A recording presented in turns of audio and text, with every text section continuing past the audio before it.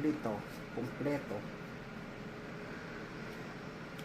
1,000 real lang to dito, 1,000 real. See? Parang iPhone. Tingnan niyo siya, oh.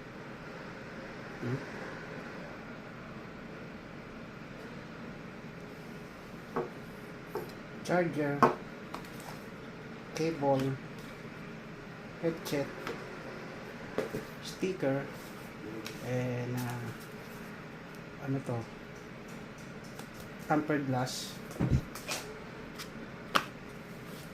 Ano po,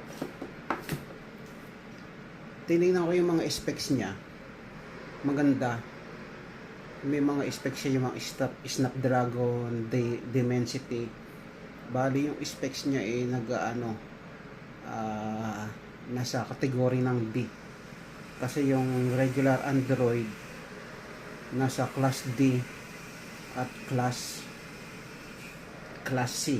Siya mura, pero yung processor niya nasa class B, kaya mabilis. Pinag-anohan ko maigi, pinagpilian yung mga processor. So siya napili ko, maganda. Maganda pa yung design. Pero kung gusto niyo ng mura, ito rekomendado ko sa inyo. Lahat ng specs mataas, 5G. Yun lang po. Yan. Check nyo ang specs niya. Infinix GT10 Pro. Maganda, the best. Hindi kayo manghihinayang. Isa pa po sa kagandahan pala niya, nakalimutan ko. Itong box niya, pwede nyo gawin holder. Pwede nyo siyang gawing speaker box. Kasi itong makikita nyo itong mga to, butas-butas, speaker po yan. Speaker yan. Parang speaker box. Speaker box na nga siya.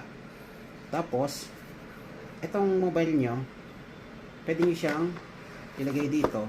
Yan. Holder. Tapos dito yung charger niya. At saka, tingin ko itong sticker na to, dito nyo ikakabit yan sa mga ano niya.